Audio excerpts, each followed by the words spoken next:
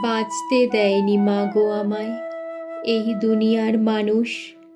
আপন বলে যাদের জানো তারাই অমানুষ।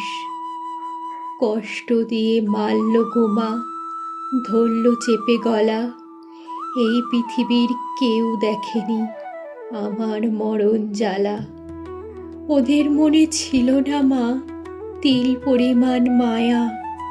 কান্না করে বলেছি গো মা, একটু করো দয়া।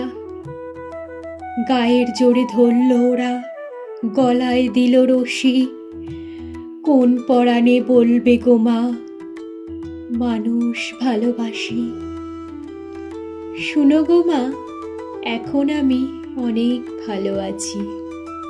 পরপারে আমরা দুজন থাকবো কাছাকাছি।